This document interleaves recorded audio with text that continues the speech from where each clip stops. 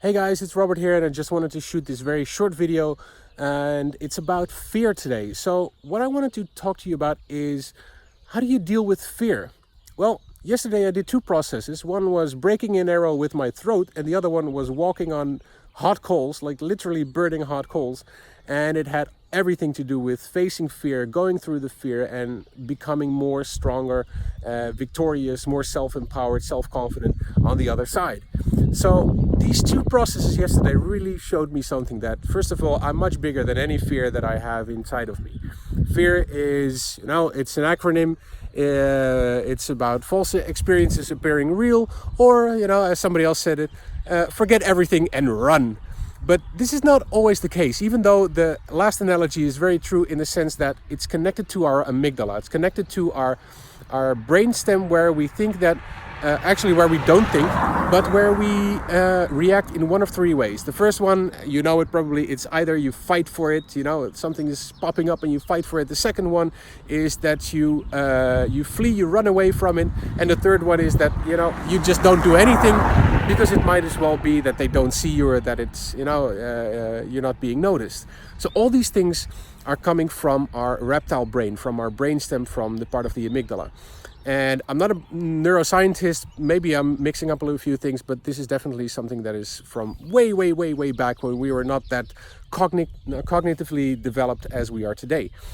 And when it comes to facing your fear and really breaking through it, it also means that when we take a look at what is holding us back, it's oftentimes a belief or an experience from the past, or the fear of the unknown.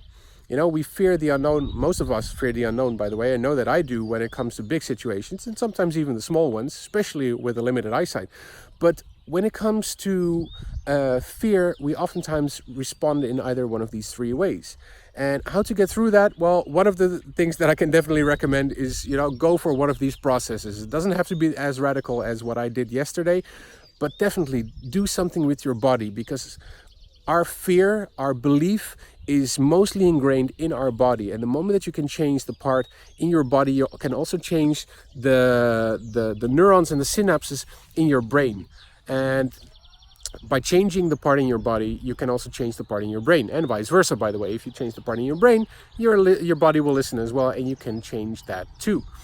So in order to break through, in order to really make sure that fear is not holding you back, you can also see fear as a motivator, because fear can also push you forward and say, look, if you don't do this, then that will happen, and then, you're screwed. So you have to do it. But other than that, fear is something that really is helpful in a way that when we see it in a constructive way, then it can push us forward. But oftentimes we forget that fear is not something that is only destructive. We think that, I feel fear, so let's not do it. I feel fear, so let's punch it in the face, whatever it is. Or I feel fear, so let's just run away from it. And we lose so many opportunities by that we forget that fear is nothing more than a feeling that says, look, you need to prepare better. This is coming from a rational point of view. When it comes to, immediate danger, you're crossing the street and some truck is honking his horn, you're not going to analyze and look at the truck and saying, oh, what kind of brand truck is that, is that a yellow, or is that a yellow whitish color that it has on the side? No, you're just saying, truck, and you're running away, or hopefully you're not fighting the truck. And that's your brain, that's your reptile brain saying, you need to move now. But we don't have these situations every day of our lives, and we don't have these situations with everybody in our lives, let alone with ourselves. So in order to train your mind, to train your reptile brain as well, it's also good to see what are the blockages, what are the beliefs underneath of that.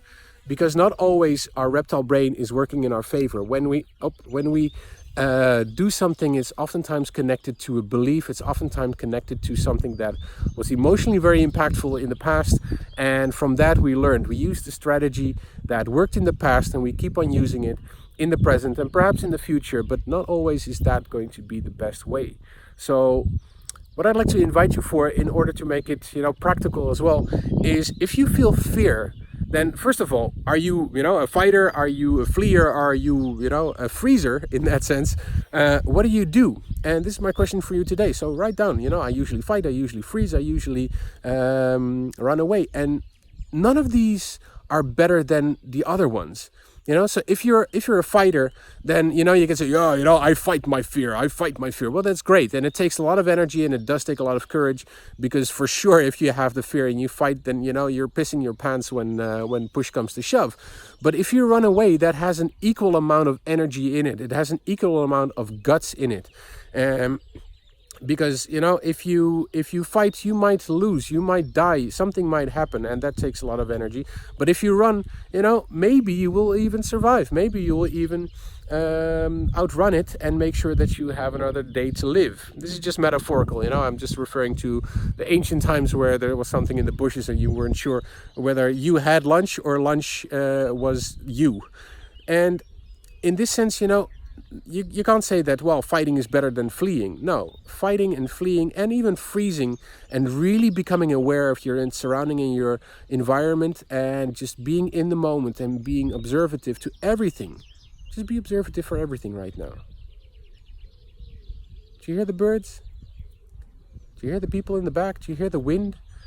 That is really, in a good way right now, hopefully not coming from fear, but that is something that really makes a difference. So all of them take a lot of energy. All of them take a lot of impact and responsibility, in the sense that you need to be present. You need to be fully present in order to do either of these three.